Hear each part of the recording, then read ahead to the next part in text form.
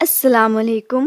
آج ہم آپ کی خدمت میں حاضر ہوئے ہیں عمران سیریز کے ناول گروپ فائٹنگ کے تیسرا حصے کے ساتھ۔ یہ ناول طنز و مزاح، سسپینس اور فائٹنگ سے بھرپور ہے۔ ویڈیو میں آگے بڑھنے سے پہلے آپ سب سے گزارش ہے کہ ہمارے اردو صفحہ چینل کو سبسکرائب کر دیں تاکہ ہر نئی آنے والی ویڈیو کا نوٹیفیکیشن آپ کو مل سکے۔ بلنگٹن کے شمال میں ایک وسیع ایریا تھا جسے لاس ڈیگو کہا جاتا تھا۔ یہ سارے کا سارا علاقہ پوش ایریا کہلاتا تھا کیونکہ اس علاقے میں یا تو بڑے بڑے بینک تھے یا کلب، ہوٹل اور جوئے خانے، اور اس کے علاوہ بھی اس کے کئی پورشن تھے، لیکن ایک پورشن میں جو کوٹھیاں تھیں وہ بڑے محلوں سے کم نہ تھیں۔ صدیقی اور اس کے ساتھی اسٹیشن ویگن میں سوار لاس ڈیگو کی طرف بڑھتے چلے جا رہے تھے۔ راستے میں ایک بس ٹرمینل سے صدیقی نے ماسک میک اپ کا سامان خرید لیا تھا اور پھر ایک علیحدہ جگہ پر اسٹیشن ویگن روک کر ان سب نے نئے سرے سے ماسک میک اپ کر لیے تھے۔ اسے اب وہ چاروں ہی ایک بار پھر ایکری میں نظر آ رہے تھے۔ ڈرائیونگ سیٹ پر صدیقی اور سائڈ سیٹ پر نعمانی بیٹھا ہوا تھا، جبکہ عقبی سیٹوں پر خاور اور چوہان موجود تھے۔ صدیقی: یہ مارٹن کے خصوصی پوائنٹ کا اسٹیشن ویگن ہے اور مارٹن کے لوگ ظاہر ہے کہ ہر جگہ موجود ہوں گے، وہ ویگن کو پہچان سکتے ہیں، اس سے ہمارے لیے مشکلات پیدا ہو سکتی ہیں۔ عقبی سیٹ پر بیٹھے خاور نے کہا: میرے خیال میں ایسا نہیں ہوگا کیونکہ مارٹن کی موت کے بارے میں فوری طور پر کسی کو علم نہیں ہو سکا اور اس کی گاڑیاں اپنے اپنے کاموں کے لیے بہرحال باہر نکلتی رہتی ہوں گی۔ اس کے علاوہ ہم نے لاس ڈیگو تک پہنچنا ہے، اس کے بعد شاید ہماری واپسی کسی اور سواری پر ہو۔ صدیقی نے جواب دیتے ہوئے کہا: تم نے اس ڈیگو نامی کلب میں جا کر اس جوہن سے ملاقات کے بارے میں کیا سوچا ہے؟ نعمانی نے کہا۔ سوچنے سے تمہارا کیا مطلب ہے؟ ذرا کھل کر بات کرو، صدیقی نے کہا۔ میرا مطلب ہے کہ جوہن کے بارے میں مشہور ہے کہ وہ کسی سے نہیں ملتا، پھر وہ ہم سے کیوں ملے گا؟ نعمانی نے کہا۔ وہ تو شاید واقعی ہم سے نہ ملے، لیکن ہم ضرور اسے ملاقات کے لیے اس کے سر پر پہنچ جائیں گے۔ صدیقی نے کہا۔ وہ کیسے؟ کیا وہ سڑک پر بیٹھا ہوگا؟ نعمانی نے منہ بناتے ہوئے کہا تو صدیقی بے اختیار ہنس پڑا۔ وہ سڑک پر نہیں بیٹھا ہوگا بلکہ اپنے کلب کے کسی طے خانے کے ساؤنڈ پروف کمرے میں ہوگا، لیکن ہمیں ہر صورت میں اس تک پہنچنا ہے، صدیقی نے کہا۔ کیا تم نے کوئی خصوصی پلان سوچ لیا ہے؟ اس بار چوہان نے کہا۔ ہاں، وارن برادرز ناراگ کے مشہور گینگسٹر ہیں اور پوری دنیا میں ان کے نام کا خوف انڈر ورلڈ کے لوگوں پر طاری رہتا ہے، اور خاص طور پر ایکریما کا بڑے سے بڑا گینگسٹر ان کا نام سن کر ہی ایک لمحے کو تو گڑبڑا جاتا ہے۔ اور وارنر برادرز کا بڑا تعلق جس کا نام ڈوسو سے ہے اور جسے کنگ ڈوسو کہا جاتا ہے، میرا بڑا اچھا دوست ہے، اس لیے میں اس کے بارے میں سب کچھ جانتا ہوں، صدیقی نے کہا۔ تو تم وہاں گینگ ڈوسو بن کر جاؤ گے، لیکن اس کا میک اپ کیسے ہوگا اور کیا وہ تمہارے قد و قامت کا ہے؟ نعمانی نے حیرت بھرے لہجے میں کہا۔ ارے نہیں، وہ تو دیو ہیکل آدمی ہے، 4 گینڈوں سے بھی بڑھ کر۔ میں تو اس کا نام استعمال کروں گا اور تم دیکھنا کہ جوہن اس کا نام سن کے کیسے ہم سے ملاقات کے لیے فوراً تیار ہو جائے گا۔ صدیقی نے ایسا اعتماد بھرے لہجے میں کہا کہ وہ سب خاموش ہو گئے۔ پھر جب ویگن لاس ڈیگو کے علاقے میں داخل ہوئی تو انہیں لاس ڈیگو کلب تلاش کرنے میں زیادہ جدوجہد نہ کرنی پڑی۔ 12 منزلہ عمارت پر لاس ڈیگو کلب کا شاندار اور جہازی سائن کا نیون سائن دور سے ہی نظر آ رہا تھا۔ وسیع اور عریض کمپاؤنڈ میں مختلف رنگوں کے کاروں کا میلہ سا لگا نظر آ رہا تھا، لیکن آنے جانے والے تمام افراد کا واضح طور پر زیر زمین دنیا سے تعلق نظر آ رہا تھا۔ صدیقی نے اسٹیشن ویگن کمپاؤنڈ کے ایک خالی حصے میں روکی اور پھر نیچے اتر کر وہ سب مین گیٹ کی طرف بڑھتے چلے جا رہے تھے۔ تھوڑی دیر بعد وہ ہال میں داخل ہوئے تھے تو وہاں لوگوں کا رش دیکھ کر حیران رہ گئے۔ وہاں عورتوں اور مردوں کا اس قدر رش تھا کہ جیسے اس کلب میں ہر چیز مفت ملتی ہو، اس لیے اسے حاصل کرنے کے لیے اس قدر لوگ جہاں اکٹھے نظر آ رہے ہوں۔ ایک طرح وسیع و عریض کاؤنٹر تھا جس پر 6 لڑکیاں کام کر رہی تھیں، ان میں سے 5 لڑکیاں سروس دینے میں مصروف تھیں، جبکہ ایک لڑکی اسٹول پر بیٹھی اپنے سر کے بالوں کو سنوارنے میں مصروف تھی۔ سامنے کاؤنٹر پہ ایک فون پڑا ہوا تھا۔ ہیلو مس، صدیقی نے قریب جا کر قدر سخت لہجے میں کہا تو لڑکی نے چونک کر اس کی طرف دیکھا۔ میرا نام جورجا ہے، لڑکی نے بڑے اور ابھرے ہوئے انداز میں مسکراتے ہوئے کہا۔ تو مس جورجا، جوہن کو فون کرو اور اسے کہو کہ ناراگ سے ورنر برادر کا خصوصی پیغام لے کر ہم جہاں موجود ہیں۔ میرا نام جیگر ہے اور یہ میرے ساتھی ہیں، صدیقی نے کریمین لہجے میں بات کرتے ہوئے کہا۔ سوری مسٹر جیگر، چیف جوہن ملک کے صدر سے بھی نہیں ملتے، تم نہ جانے کس کا نام لے رہے ہو۔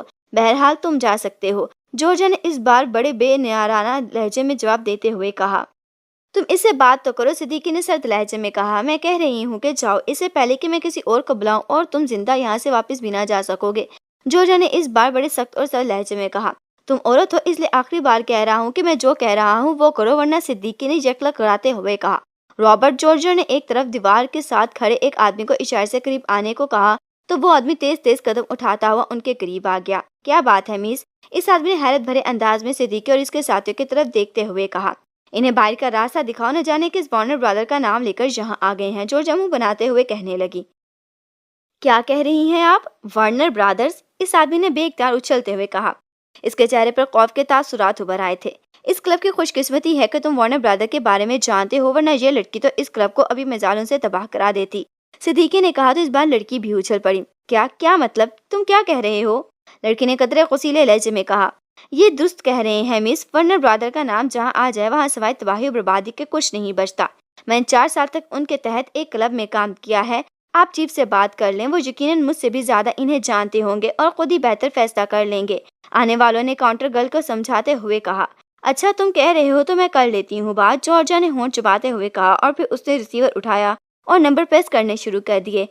آخری نمبر پریس کرنے کے بعد جیسے ہی جارجیا نے ہاتھ اٹھایا، صدیقی نے خود ہی انگلی کی مدد سے لاؤڈر کا بٹن پریس کر دیا۔ جارجیا نے چونکر صدیقی کی طرف دیکھا، لیکن اس لمحے دوسری طرف سے ریسیور اٹھائے جانے والی آواز سنائی دی تو جارجیا فون کی طرف متوجہ ہو گئی۔ یس، ایک بھاری سی سر آواز سنائی دی۔ کاؤنٹر سے جارجیا بول رہی ہوں سر، یہاں 4 صاحبان آئے ہیں۔ انہوں نے کہا کہ وہ وارنر برادر کے آدمی ہیں اور چیف کو ایک خصوصی پیغام دینے آئے ہیں۔ میں تو انہیں ٹالنا چاہا، لیکن وہ سر ہو گئے تو میں نے ہیڈ سپروائزر رابرٹ کو کال کر لیا تھا، لیکن رابرٹ نے کہا کہ وارنر برادر کا جہاں نام آ جائے وہاں تباہی و بربادی بھی ساتھ ہی آتی ہے۔ اسے میں آپ کو فون کر کے کہہ دوں، اور اس لیے میں نے فون کیا ہے، جارجیا نے تیز لہجے میں کہا۔ کتنے افراد ہیں؟ دوسری طرف سے پوچھا گیا۔ 4 افراد ہیں جناب، چاروں ہی ایکریمین ہیں، جارجیا نے جواب دیتے ہوئے کہا۔ ان کے سربراہ سے میری بات کراؤ، دوسری طرف سے کہا گیا تو جارجیا نے ریسیور صدیقی کی طرف بڑھا دیا۔ اسسٹنٹ مینیجر رینالڈ صاحب سے بات کراؤ، جارجیا نے کہا۔ یس، جیگر بول رہا ہوں، صدیقی نے ریسیور رکھ کر سخت لہجے میں کہا۔ وارنر برادر میں سے کس کا پیغام لے کر آپ آئے ہیں؟ دوسری طرف سے اس انداز میں کہا گیا جسے کسی سروس کے امیدوار کا امتحان لیا جاتا ہو۔ بڑے بھائی کنگ ڈوسو کا، اور یہ بھی سن لیں کہ ہم نے بڑی مشکل سے تمہاری اس نانسنس اور احمق ترین لڑکی کا رویہ برداشت کیا ہے، صرف اس لیے کہ ڈوسو نے زور دے کر کہا تھا کہ ہم چیف جوہن سے مل کر اور پیغام دے کر واپس آئیں، ورنہ اس لڑکی کی حماقت سے اب تک پورا کلب میزائلوں سے زمینیں بوس ہو چکا ہوتا، اس احمق لڑکی سمیت۔ صدیقی کا لہجہ سر سے سر تر ہوتا چلا جا رہا تھا، جو جارجیا کے چہرے پر پہلی بار قدرے خوف کے تاثرات نظر آنے لگے تھے۔ سوری مسٹر جیگر، اس لڑکی نے پہلے یہ نام سنا ہی نہیں تھا، آپ فوراً اسے فون دے دیں۔ اس بار دوسری طرف سے قدر نرم لہجے میں کہا گیا تو صدیقی نے ریسیور جارجیا کی طرف بڑھا دیا۔ یس باس، جارجیا نے کہا۔ رابرٹ سے کہو کہ وہ انہیں میرے آفس تک پہنچا دیں، دوسری طرف سے کہا گیا، اور اس کے ساتھ ہی رابطہ ختم ہو گیا تو جارجیا نے ایک طویل سانس لیتے ہوئے ریسیور رکھ دیا۔ سوئی سر، جارجیا نے کہا، اور پھر اس نے اپنا رخ رابرٹ کی طرف موڑ دیا۔ رابرٹ، انہیں مسٹر رینالڈ کے آفس تک چھوڑاؤ، جارجیا نے سپروائزر سے کہا۔ آئیے جناب، رابرٹ نے کہا اور واپس مڑ گیا۔ تھوڑی دیر بعد وہ لفٹ کے ذریعے دوسری منزل پر پہنچ کر ایک راہداری کے لیے بڑھتے گئے۔ سر، میں یہ بات پہلے بتا دوں کہ چیف جوہن کسی سے نہیں ڈرتے، اس لیے آپ پیغام جناب رینالڈ کو دے دیں، وہ پیغام چیف تک پہنچا دیں گے، رابرٹ نے کہا۔ کیا پیغام فون پر پہنچے گا یا براہ راست؟ صدیقی نے پوچھا۔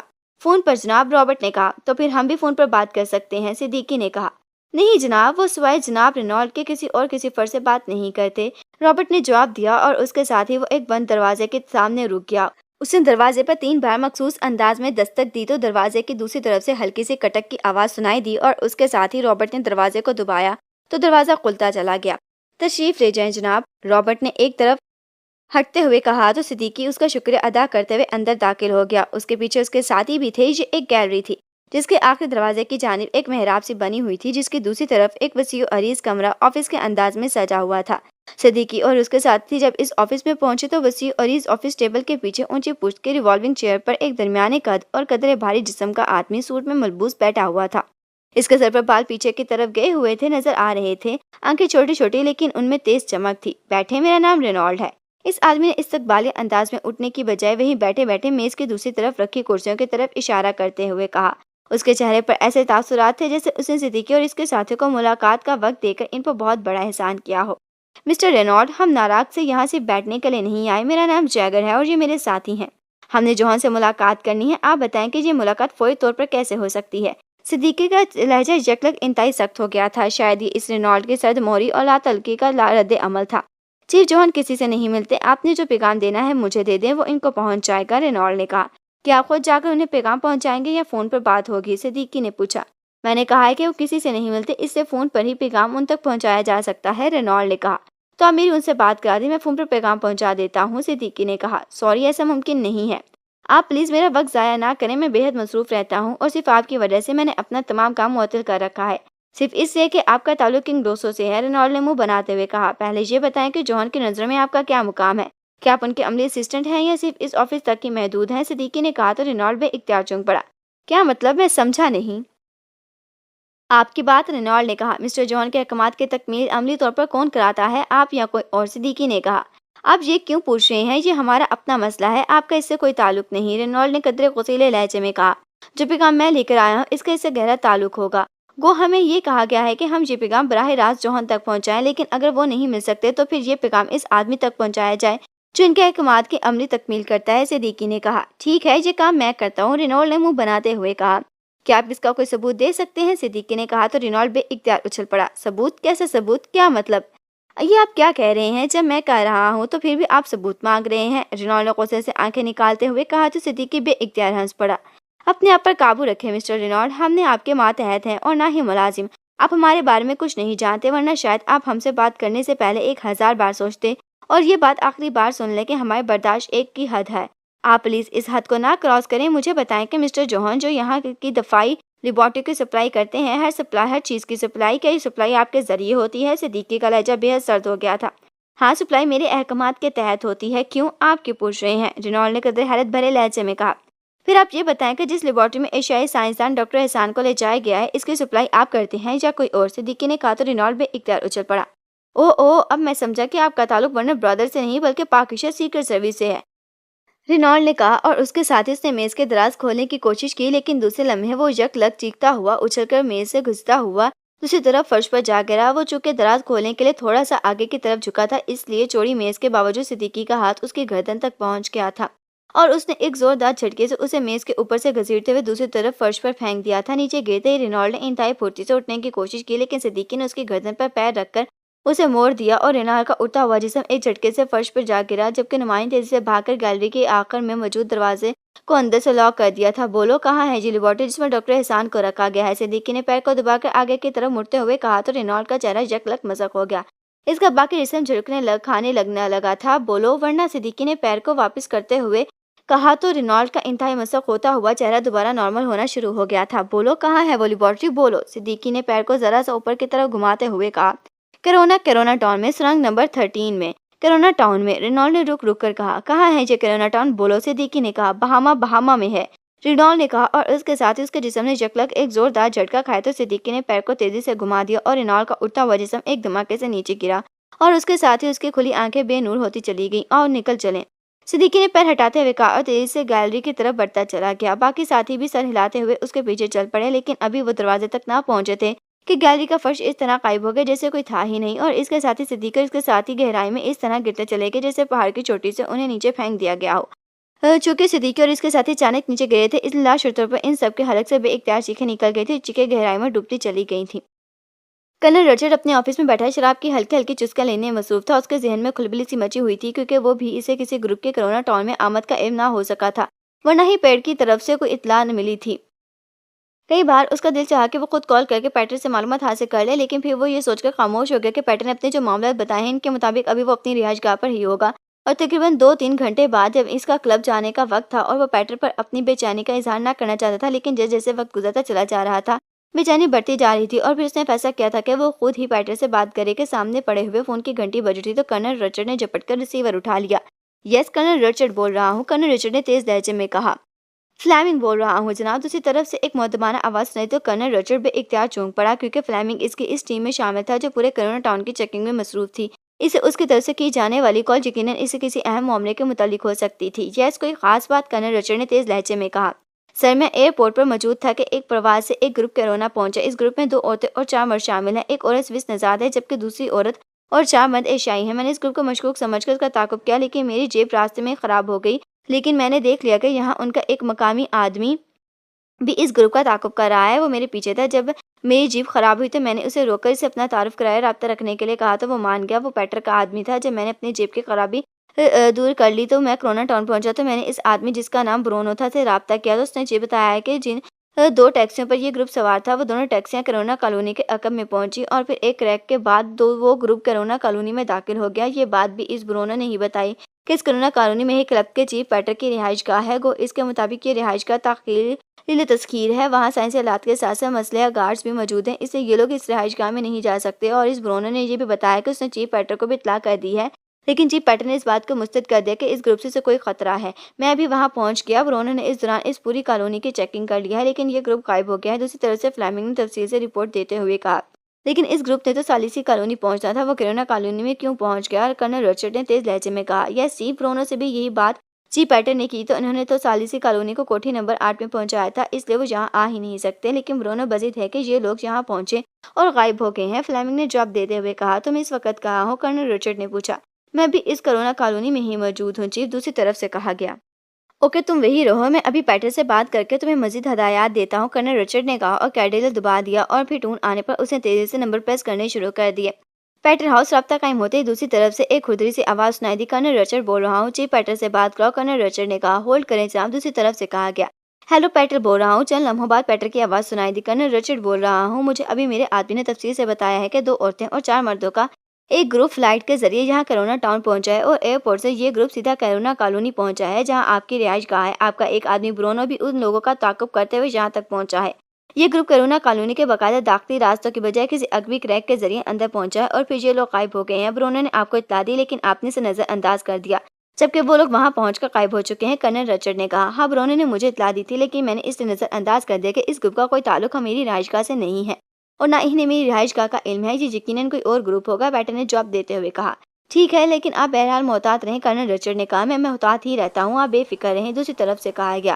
اوکے، کرنل رچرڈ نے کہا اور ریسیور رکھ دیا، لیکن پھر چند لمحوں بعد اس نے دوبارہ ریسیور اٹھائے نمبر پریس کرنے شروع کر دیے۔ اس کے گروپ کے پاس سیٹلائٹ فون موجود تھے، اس لیے وہ ان سے کسی بھی جگہ رابطہ کر سکتا تھا۔ یس، فلیمنگ بول رہا ہوں۔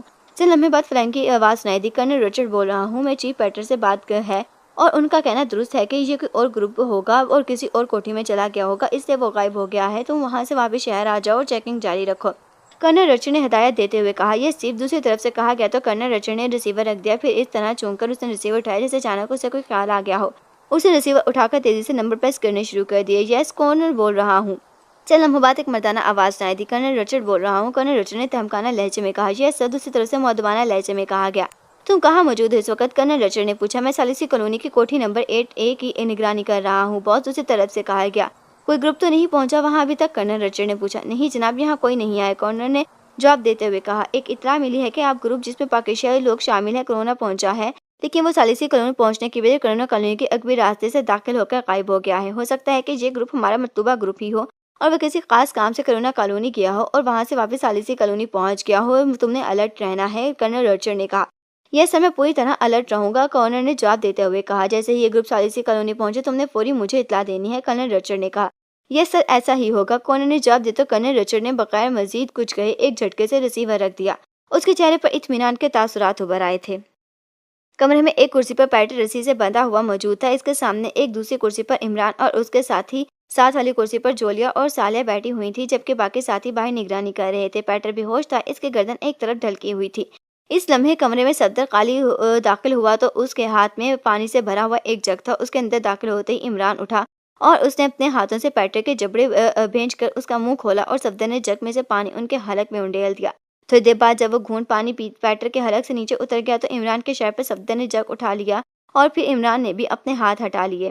بس ٹھیک ہے، تم یہ جگ یہیں رکھ کر باہر کا خیال رکھو، کسی بھی وقت کوئی آ سکتا ہے، عمران نے کہا تو صفدر پانی کا جگ رکھ کر واپس کمرے سے باہر چلا گیا۔ تھوڑی دیر بعد عمران نے پیٹر کا ناک اور منہ دونوں ہاتھ سے بند کر دیا اور چند لمحے بعد جب اس کے جسم میں حرکت کے آثار نمودار ہونے شروع ہو گئے تو عمران نے ہاتھ ہٹا لیے اور واپس آ کر اپنی کرسی پر بیٹھ گیا۔ چند لمحوں بعد پیٹر نے آنکھیں کھول دیں۔ پہلے چند لمحوں تک تو اس کی آنکھوں میں دھند سی چھائی ہوئی تھی، پھر اس کا شعور جاگ اٹھا اور اس کے ساتھ ہی اس نے لاشعوری طور پر اٹھنے کی ناکام کوشش کی۔ تم کون ہو؟ کیا مطلب؟ یہ سب کیا ہے؟ پیٹر نے انتہائی حیرت بھرے لہجے میں ادھر ادھر دیکھتے ہوئے کہا۔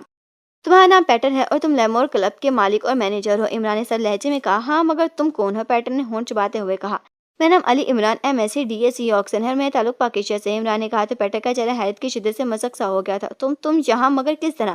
تم کیسے اندر آ گئے؟ مجھے میرے آدمی نے اطلاع دی تھی لیکن میں سوچ بھی نہیں سکتا تھا کہ تم لوگ کس انداز میں بھی کام کر سکتے ہو، پیٹر نے حیرت بھرے لہجے میں کہا۔ تمہیں حیرت کے دائرے سے نکالنے کے لیے میں بتا دیتا ہوں کہ ہم گٹر لائن کے ذریعے اندر آئے ہیں اور پھر تمہارے آفس کے عقبی کھڑکی کھلی ہوئی تھی۔ جب تم آفس میں بیٹھے فون پر اپنے آدمی سے بات کر رہے تھے تو ہم باہر ہی کھڑے سن رہے تھے، پھر تم وہاں سے اٹھ کر یہاں بیڈ روم میں آئے تو ہم بھی کھڑکی کے ذریعے اندر آ گئے۔ تم نیند بے ہوشی کے عالم میں سو رہے تھے اور ہم نے تمہاری اس نیند کے دوران تمہارے سر پر چوٹ لگائی اور تمہیں بے ہوش کر دیا۔ پھر تمہاری الماری سے ہمیں جدید ترین گیس پسٹل مل گیا، اس کے ذریعے ہم نے इस पूरी इमारत में गैस फायर कर दी और साथ ही फाटक के साथ बंद हुए दूसरे कमरों में मौजूद अफराद को बेहोश कर दिया। मेरे साथी भी बेहोश हो गए, लेकिन इन्हें पानी पिलाकर होश में लाया गया और तुम्हारे तमाम साथियों को इसी बेहोशी के आलम में ही हलाक कर दिया गया। इसके बाद तुम्हें जहाँ बांध कर पहले तुम्हें पानी पिलाया गया ताकि बेहोश कर देने वाली गैस के असरात खत्म हो जाएं, और फिर तुम्हारी सांसें रोककर तुम्हारे हिसाब को हरकत दिल में लाए गए और तुम होश में आ गए। इमरान ने तफसील बताते हुए कहा, लेकिन मेरा तुमसे क्या ताल्लुक है? तुमने ये सब कुछ मेरे साथ क्यों किया है? पैटर्न इस तरह हद भरे लहजे में कहा। मुझे प्रिंस भी कहते हैं, इमरान ने कहा। तो पैटर्न ने भी एक तवील सांस ली। ओह, तो ये बात है, लेकिन तुमसे तो मेरा सौदा हुआ था, फिर तुमने ये सब क्यों किया? पैटर्न ने कहा। तो तुम्हारा क्या ख्याल था कि हम तुम्हारे साथ हाथ कर जाओगे और हम अहमक की तरह तुम्हारे साथ हाथ पैर जोड़कर बैठे रहेंगे? इमरान ने कहा। ओहो, मगर मैं तो कर्नल रचर को इनकार कर देता कि मैं तुम्हें बराह रास्त इसके हवाले नहीं कर सकता। पैटर्न ने बेसाख्ता जवाब दिया। तो इमरान चौंक पड़ा, क्योंकि उसने वैसे ही रूटीन में बात की थी, लेकिन पैटर्न ने खुद ही बात उगल दी थी। मैं अभी अपने वादे पर कायम हूँ। अगर तुम मुझे बता दो कि अस्पताल कहाँ है और वहाँ तक कैसे पहुँचा जा सकता है, तो तुम्हें तुम्हारी रकम भी मिल सकती है और तुम जिंदा भी रह सकते हो, वरना दूसरी सूरत में ये वादा खत्म। बोलो, जवाब दो, इमरान ने सख्त लहजे में कहा। तुम वहाँ तक पहुँच ही नहीं सकते। कर्नल रचर ने आदमी पूरे करोड़ों टाउन में फैले हुए हैं और खास तौर पर इसकी सुरंग इन्होंने अपने नजर में रखा है जिसमें यह अस्पताल है। पैटर्न ने कहा। तुम तफसील बताओ और फिर से कंफर्म करा दो कि तुम अपने वादे पर कायम रहोगे। इमरान ने कहा। कंफर्म कैसे हो सकता है? ये सब कुछ ऐसा तो मुमकिन ही नहीं है। पैटर्न ने कहा। कर्नल रचर से कंफर्म करा दो, इमरान ने कहा। नहीं, ऐसा मुमकिन ही नहीं है। मैं तो ये पूरा मेरा खानदान और मेरा क्लब सब खत्म कर दिए जाएंगे। मैं तुम्हें कुछ नहीं बता सकता, पैटर्न ने जकलक सख्त लहजे में बात करते हुए कहा। तुम इस अस्पताल में गए हो? इमरान ने पूछा। नहीं, मैं वहाँ कभी नहीं गया, पैटर्न ने जवाब दिया, लेकिन इमरान उसके अंदाज से ही समझ गया था कि वो झूठ बोल रहा है। तुमने कहा कि इस अस्पताल का इंचार्ज डॉक्टर तुम्हारे क्लब में आता रहता है और तुम इससे मेरी बात करा सकते हो कि ऐसा मुमकिन है? इमरान ने कहा। हाँ, तुम मुझे छोड़ दो और मेरे क्लब आ जाओ, मैं डॉक्टर को बुलवा लूंगा, पैटर्न ने जवाब देते हुए कहा। तुम ये बात कन्फर्म कराओ कि मैं ऐसा करके तैयार हूँ, इमरान ने कहा। कैसे, क्या मतलब? पैटर्न ने हैरान होकर कहा। डॉक्टर के साथ फोन पर बात करके, इमरान ने जवाब दिया। सॉरी, वहाँ पाबंदी लगा दी गई है, वहाँ फोन नहीं किया जा सकता, पैटर्न ने जवाब दिया। तो फिर डॉक्टर को बुलाने के लिए तुम कैसे राब्ता करोगे? इमरान ने सर लहजे में कहा। सॉरी, मैं नहीं बता सकता कि कैसे राब्ता होगा, पैटर्न ने कहा। और इमरान उठ खड़ा हुआ। मैंने तो कोशिश की थी कि तुम तकलीफ उठाए बगैर सब कुछ बता दो, लेकिन तुम्हें सरशित में ही धोखेबाजी है, इमरान ने कहा कि पैटर की तरफ बढ़ते हुए कहा। मैं दुरुस्त कह रहा हूँ, सुनो सुनो, मैं दुरुस्त कह रहा हूँ, पैटर ने कतरे घबराए हुए लहजे में कहा। वो इमरान का जानहाना अंदाज में अपनी तरफ बढ़ते देखकर नर्वस हो गया था। इमरान इसके करीब जाकर रुक गया। दूसरे लम्हे उसने कोट की अंदरूनी जेब से एक तेज धार खंजर निकाला और फिर इससे पहले कि पैटर से कोई बात करता, इमरान का बाजू बिजली की इस तेजी से घुमा और इमरान पैटर के हलक से निकलने वाली चीख से गूंज उठा। अभी चीख के बर्ज गर्ज खत्म न हुई थी कि इमरान का बाजू एक बार फिर घुमा और कमरा एक बार फिर पैटर की चीख से गूंज उठा। इसकी नाक के दोनों नथे आधे से ज्यादा कट गए थे और इसकी पिशानी पर मोटी सी रग उभर आई थी। अब तुम सब कुछ खुद ही बता दोगे, इमरान ने सर लहजे में कहा और खंजर को पैटर के लिबास से साफ करके उसने मुट्ठी ही बनाकर खंजर का दस्ता पैटर की परेशानी पर उभर आने वाली रग पर मार दिया और इसके साथ ही पैटर के हलक से पहले से कहीं ज्यादा तेज चीख निकली। इसका न सिर्फ चेहरा तकलीफ की शिद्दत से मसक हो गया था, बल्कि पूरा चेहरा इस तरह पसीने में शराबूर हो गया था जैसे वो किसी आबशार के नीचे बैठा हुआ हो। बोलो, कहाँ है फलस्तीनी रहनुमा वलीद आरफी, बोलो, इमरान ने दूसरी जब लगाते हुए कहा। तो इस बार पैटर का मुंह चीख मारने के लिए खुला, जरूर इसलिए के हलक में चीख ना निकले। उसकी आंखें फट सी गई थी और वो जो इमरान को देख रहा था जैसे इमरान के आर पार देख रहा हो। फलस्तीनी रहनुमा को अस्पताल में रखा गया है, सुरंगों वाले अस्पताल में। सुरंग नंबर 13 से अस्पताल के लिए रास्ता जाता है, सुरंग नंबर 13 से, पैटर ने ऐसे लहजे में रुक रुक कर कहा जैसे अल्फाज जबरन उसके मुंह से निकल रहे हैं। और फिर इमरान के सवालात के जवाब वो इस तरह देता रहा जैसे ट्रांस में आया हुआ मामूल देता है।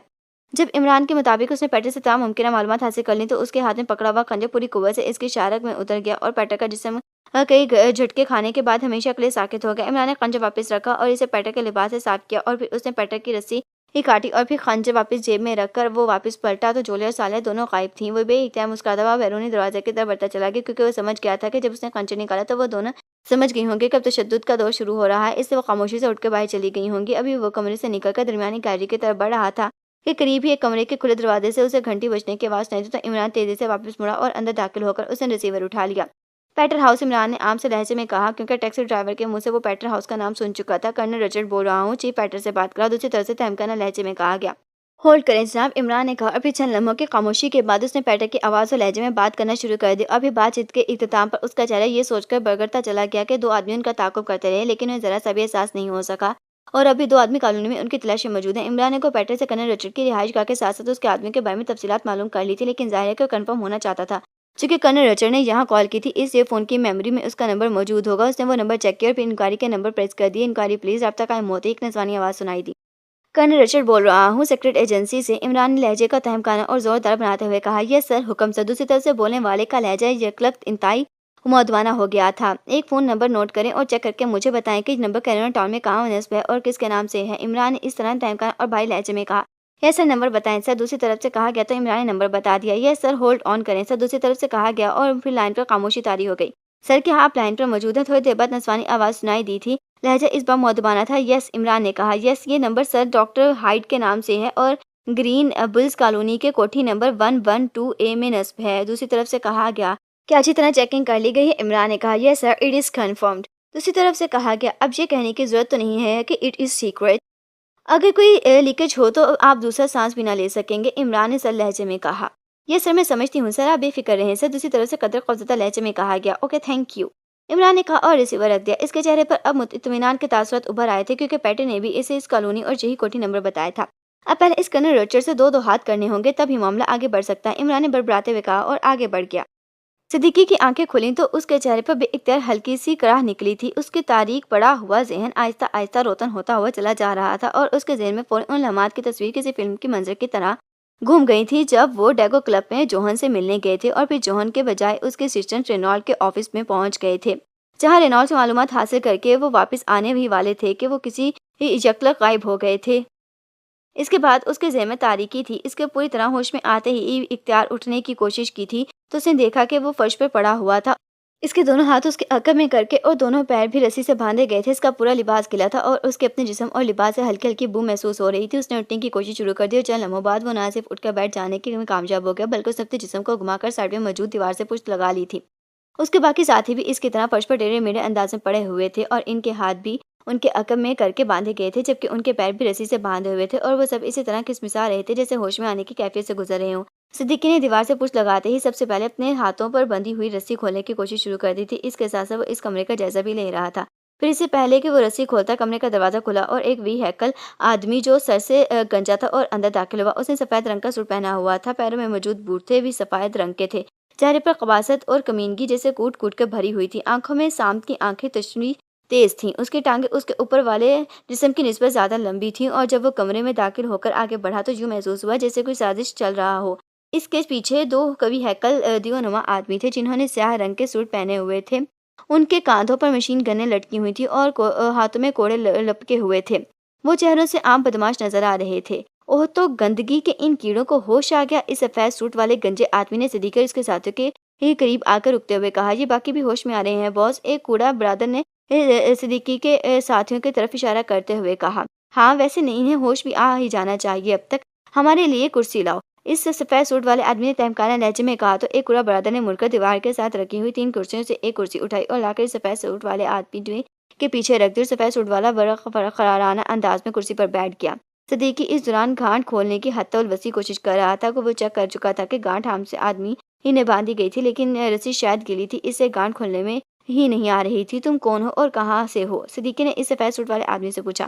میرا نام جوہن ہے اور تم مجھ سے ملنے آئے تھے اور دیکھو میں نے تم پر مہربانی کرتے ہوئے تمہارے ساتھ ملاقات کر لی ہے۔ تم نے رینالڈ کے ساتھ جو کچھ کہا بات چیت کی وہ ہم نے دیکھ اور سن لی تھی، تمہیں معلوم ہی نہ تھا کہ رینالڈ کے آفس میں گیلری کے فرش ہم کھول سکتے ہیں اور وہاں سے لاشیں نیچے بہنے والے علاقے کے بڑے گٹر میں ڈال دی جا سکتی ہیں، لیکن اس بار لاشوں کے بجائے ہم نے اپنے آفس میں بیٹھ کر زندہ انسانوں کو اس گٹر میں پھینک دیا۔ پانی میں گرنے کی وجہ سے تم مرنے سے بچ گئے اور ہمارے آدمی تمہیں گٹر سے نکال کر یہاں لے آئے اور اب تم اس حالت میں میرے سامنے موجود ہو۔ تم نے وارنر برادر کا نام لیا تھا اور خاص طور پر کنگ ڈوسو کا، لیکن تمہیں شاید معلوم نہ تھا کہ کنگ ڈوسو سے ہمارے انتہائی قریبی دوستانہ تعلقات ہیں اور اس لیے ہم نے اس سے فون پر بات کی ہے، اس سے تم لوگوں سے تعلقات کا انکار کیا ہے۔ ویسے بھی اسے مجھ سے کوئی بات کرنا تھی تو وہ مجھ سے براہ راست بھی کر سکتا تھا۔ سفید سوٹ والے جوہن جب بولنے پر آیا تو مسلسل بولتا ہی چلا گیا۔ تمہارا شکریہ کہ تم نے ہم سے ملاقات کا فیصلہ کر لیا، صدیقی نے مسکراتے ہوئے کہا۔ اسی دوران اس کے باقی ساتھی بھی نہ ہوش میں آ چکے تھے بلکہ وہ سب بھی گھسٹ کر صدیقی کی طرف دیوار سے پشت لگا کر بیٹھ چکے تھے۔ تم نے میرے اسسٹنٹ رینالڈ کو ہلاک کیا ہے، اس سے تمہاری موت انتہائی عبرتناک ہوگی اور اس عبرتناک موت کے لیے تمہیں گٹر سے نکال کر یہاں لایا گیا ہے۔ میرے پیچھے جو آدمی موجود ہیں یہ پورے فرنگٹن میں کسی کو عبرتناک موت مارنے میں بے حد مشہور ہیں۔ اب یہ پہلے تمہارے جسموں میں زخم ڈالیں گے، پھر ان زخموں کو کوڑے برسائیں گے، پھر تمہاری آنکھیں نکالی جائیں گی، تمہارے ناک، کان اور تمہاری زبان کافی جائے گی، اس کے بعد تمہارے ہاتھ اور پیروں کی انگلیاں کاٹی جائیں گی۔ جوہن نے اس طرح مزے لے کر بولنا شروع کر دیا جیسے وہ تصور سے ہی یہ سب کچھ دیکھ کر مزے لے رہا اور وہ اپنے انداز سے ہی شاید ٹائپ کا اذیت پسند آدمی لگ رہا تھا، لیکن اسی لمحے صدیقی گانٹھ کھولنے میں کامیاب ہو گیا۔ البتہ اس کے دونوں پیر اس طرح بندھے ہوئے تھے اور چونکہ اس کی ٹانگیں سامنے کے رخ پر تھیں اس سے ظاہر ہے کہ وہ انہیں کھول نہ سکتا تھا، لیکن ہاتھ کھولنے سے بہرحال اتنا تو ہو گیا تھا کہ وہ جدوجہد کرنے کے قابل ہو گیا تھا۔ ویسے اسے یقین تھا کہ اس کے ساتھ بھی بندھی ہوئی رسیاں کھولنے میں کامیاب ہو چکے ہوں گے یا ہو جائیں گے۔ اذیت پسندی اچھی چیز نہیں ہوتی مسٹر جوہن، ہم تو تم سے ملنے آ رہے تھے صرف اس لیے کہ تم سے معلوم کر سکے کہ پاکیزی سائنسدان ڈاکٹر احسان کو کس لیبارٹری میں رکھا گیا ہے اور وہ لیبارٹری کہاں ہے؟ صدیقی نے کہا، یہ تو مجھے معلوم ہو گیا ہے کہ تمہارا تعلق پاکستان سیکرٹ سروس سے، اور یہ بھی معلوم ہے کہ پاکستان سیکرٹ سروس کو خطرناک سمجھا جاتا ہے، لیکن میں تمہیں یہ بتا دوں کہ جوہن کے مقابلے کوئی خطرناک نہیں ہو سکتا۔ جوہن نے منہ بناتے ہوئے کہا، اس بات کو چھوڑو کہ کون خطرناک ہو سکتا ہے اور کون نہیں، ہم تمہارے سامنے اس حالت میں موجود ہے، تم ہمارے لیے کیا خطرناک ہو سکتے ہو؟ البتہ جو میں نے پوچھا ہے وہ بتا دو، صدیقی نے کہا۔ تمہیں ابھی ہلاک ہو جانا چاہیے، پھر تم یہ سب کیوں پوچھ رہے ہو؟ تمہیں تو ہم سے رحم کی بھیک مانگنی چاہیے، اپنی جان بخشی کی اپیل کرنی چاہیے، جوہن نے طنزیہ لہجے میں کہا۔ جب تم خود کہہ رہے ہو کہ ہمارا تعلق کسی سیکرٹ ایجنسی سے ہے، تو پھر تمہیں سیکرٹ ایجنسی سے تعلق رکھنے والے افراد کے مزاج کا بھی یقیناً علم ہوگا۔ ہمارا مزاج یہ ہوتا ہے کہ جس کام کے لیے ہم نکلتے ہیں وہ کام عملی طور پر نہ صحیح ذہنی طور پر مکمل ہو جائے۔ جب تم ہمیں بتا دو کہ لیبارٹری کہاں ہے اور تو ہمارا ذہنی کام مکمل ہو جائے گا اور ہمارے لیے یہی اطمینان کافی ہے، صدیقی نے جواب دیتے ہوئے کہا۔ سوری، میں نہیں چاہتا کہ تم کسی طرح بھی مطمئن ہو جاؤ، اس لیے سوری، اب تمہیں عبرتناک موت مرنا پڑے گی، جوہن نے کہا، اور اس کے ساتھ ہی اس نے گردن موڑ لی۔ ٹوگی، جوہن نے ہمکانہ لہجے میں کہا۔ یس چیف، ایک کوڑا برادر نے مؤدبانہ لہجے میں جواب دیتے ہوئے کہا۔ روڈی، جوہن نے اسی طرف گردن موڑ کر دوسرے کی طرف دیکھتے ہوئے کہا۔ یس چیف، دوسرے کوڑا برادر نے مؤدبانہ لہجے میں کہا۔ جو سزا میں نے ان کے لیے تجویز کی ہے اس پر عمل کیا جائے، ہم دیکھنا چاہتے ہیں کہ تربیت یافتہ افراد میں کتنی قوت برداشت ہوتی ہے، جوہن نے کہا۔ یس چیف، دونوں نے کہا، اور اس کے ساتھ ہی انہوں نے کوڑوں کو اپنے بیلٹ سے ہک کرنا شروع کر دیا۔ پھر انہوں نے مشین گنیں کاندھوں سے اتار کر نیچے فرش پر رکھ دیں، اور اس کے ساتھ ہی جیبوں سے خنجر نکال کر وہ صدیقی اور اس کے ساتھیوں کی طرف جارحانہ انداز میں بڑھنے لگے۔ صدیقی اور اس کے ساتھیوں نے پیر سمیت لیے تھے۔ صدیقی نے گردن موڑ کر اپنے ساتھیوں کی طرف دیکھا تو سب نے اس کی نظروں کا مفہوم سمجھتے ہوئے اس بات میں گردنیں ہلا دیں۔ اس لمحے ٹوگی اور روڈی خنجر ہاتھ میں لیے ان کے قریب پہنچ گئے، لیکن سب سے پہلے کہ وہ جھک کر ان پر خنجر کے وار کرتے، صدیقی اور اس کے ساتھی مینڈکوں کی طرح اپنی جگہوں سے اچھلے، اور اس کے ساتھ ہی وہ دیو ہیکل ٹوگی اور روڈی دور سے چیختے ہوئے اچھل کر ایک دھماکے سے پشت کے بل پیچھے جا گرے۔ صدیقی نے ٹوگی اور خاور اور روڈی کو اچھالا تھا۔ ٹوگی چونکہ اس کرسی کی سیدھ میں تھا جس کرسی پر جوہن بیٹھا ہوا تھا، اس سے ٹوگی کو دھکا لگتے ہی وہ اچھل کر پشت کے بل سیدھا جوہن کے اوپر جا گرا، اور پھر جوہن اور ٹوگی دونوں سمیت کرسی نیچے جا گرے، جبکہ روڈی نے پیچھے گرتے ہی اچھل کر کھڑے ہونے کی کوشش کی، لیکن خاور دونوں بندھے ہوئے پیروں سمیت ہوا میں اچھلا، اور دوسرے لمحے اس کے دونوں پیر اٹھتے ہوئے روڈی کے سینے پر پڑے، قوت سے پڑے، اور اس کے ساتھ ہی اس نے کلا بازی کھائی اور روڈی کی پشت پر جا کر گرا۔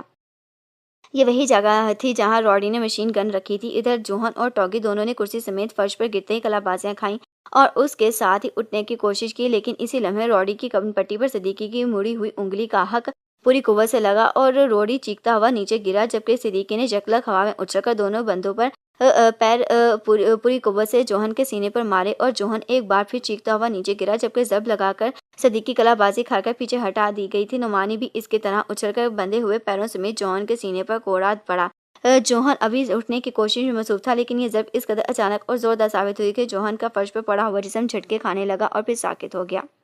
اسی لمحے کمرہ مشین گن کے ریڈ ریڈ اور انسانی چیخوں سے گونج اٹھا۔ یہ فائرنگ خاور نے کی تھی اور اس کے ضد میں روڈی اور ٹوگی دونوں آگے ہی آ گئے تھے، جبکہ صدیقی نے ہاتھ اٹھا کر اسے جوہن اور فائرنگ کرنے سے روکا تھا۔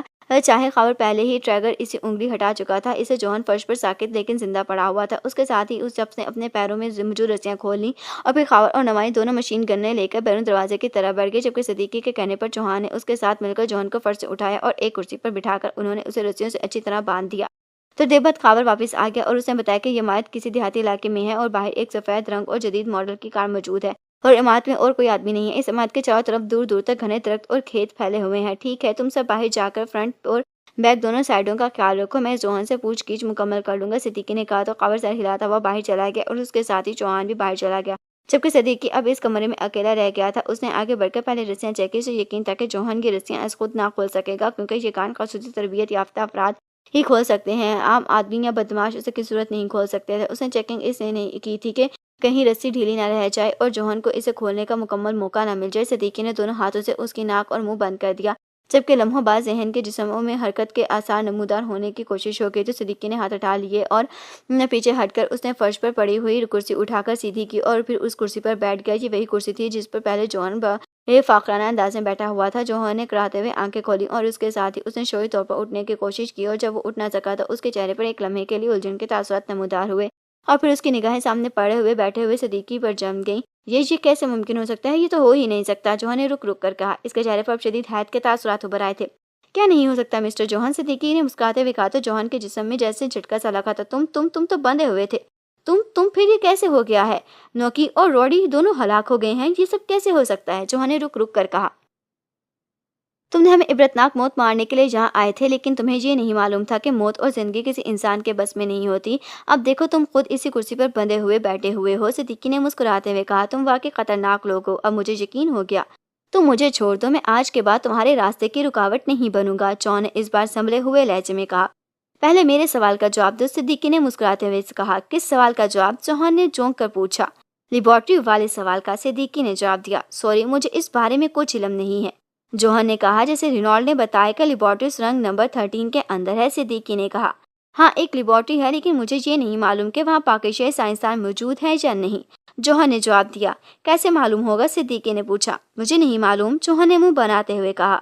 ओके, अब तुम पर कोई और हरबा आजमाना पड़ेगा। इससे तुम्हें तकलीफ तो होगी, लेकिन मजबूरी है, सिद्दीकी ने कुर्सी से उठते हुए कहा। मैं दुरुस्त कह रहा हूँ, जौहर ने बेचैन होते हुए कहा। तुमने तो मजे ले लेकर हमारी इबरतनाक मौत की तफसील बताई थी, आप खुद मामूली सी तकलीफ पर ही बेचैन हो गए हो, सिद्दीकी ने इसके करीब जाकर रुकते हुए कहा। और फिर इससे पहले कि जौहर कुछ कहता, सिद्दीकी ने दाएं हाथ का अंगूठा उसकी शारक पर रखकर उसे मखसूस अंदाज में मसलना शुरू कर दिया। ये क्या कर रहे हो? ये जॉन ने होंठ चुबाते हुए कहा। लेकिन चंद लम्हों बाद उसकी ना सिर्फ आवाज बंद होगी, बल्कि उसका चेहरा भी तकलीफ की शिद्दत से मसक होना शुरू हो गया था। सिद्दीकी अब मसलने के बजाय मखसूस अंदाज में दबाव डाले हुए था, और वो लम्हा बालम्हा दबाव बढ़ाते चला जा रहा था, जिसकी वजह से जौहर का सांस रुकता चला जा रहा था। ये इमरान वाली टेक्निक इसकी जदीद शक्ल थी, जिसमें इमरान पैर के दबाव से शारक को दबाता करता था। बोलो, कहाँ है लेबोरेटरी? बोलो, वरना, सिद्दीकी ने दबाव को कम करते हुए कहा। तो जौहर का मसक होता हुआ चेहरा दोबारा नॉर्मल होना शुरू हो गया था। उसका रुका हुआ सांस भी अभी आहिस्ता आहिस्ता बेहाल होता जा रहा था। बोलो, वरना, सिद्दीकी ने कहा, और उसके साथ ही उसने दबाव को मजीद बढ़ा दिया। रुक जाओ, मैं होलनाक, बहुत होलनाक अजाब है, रुक जाओ, जौहर ने इस बार रुक रुक कर कहा। उसकी हालत एक बार फिर खराब होना शुरू हो गई थी। बोलो, आखिरी बार कह रहा हूँ, बोलो, वरना शारक कुचल दूंगा, सिद्दीकी ने गड़ाते हुए कहा। और उसके साथ ही वो दबाव कम कर दिया। रेनॉल्ड ने ठीक बताया है, सुरंग नंबर 13 के अंदर जेर जमीन लेबोरेटरी है, जौहर ने जवाब देते हुए कहा। सुरंग में लेबोरेटरी कैसे बन गई? असल बात बताओ, सिद्दीकी ने पूछा। सुरंग उसे एक खुफिया रास्ता लेबोरेटरी का कहा जाता है, लेबोरेटरी जेर जमीन है, जौहर ने कहा। सुरंग उसमें कितने रास्ते हैं? सिद्दीकी ने पूछा। सुरंग नंबर 13 के दाएं तरफ से एक खुफिया रास्ता लेबोरेटरी को जाता है, और बाएं तरफ से एक खुफिया रास्ता एक खुफिया अस्पताल को जाता है, जौहर ने जवाब दिया। ये रास्ता कैसे खुलते हैं? सिद्दीकी ने पूछा। मुझे नहीं मालूम, बस मुझे वहां ले जाया गया था तो वो रास्ता खुला हुआ था, और मुझे यही बताया गया कि ये खुफिया रास्ता है। फिर मैं स्पेशल अस्पताल गया, वहां का रास्ता भी खुला हुआ था, बस मुझे इतना मालूम है, जौहर ने जवाब देते हुए कहा। लेबोरेटरी कितनी बड़ी है? उसने अंदरूनी नक्शा क्या है? सिद्दीकी ने पूछा। तो जौहर ने जवाब देना शुरू कर दिया, और फिर सिद्दीकी ने पे दर पे सवाल करके उससे तमाम मामलात हासिल कर लिए। तो उसने अंगूठा उसकी गर्दन से हटा लिया, और जौहर का पसीने में डूबता हुआ चेहरा तेजी से नॉर्मल होना शुरू हो गया। वो मुसलसल लंबे लंबे सांस ले रहा था।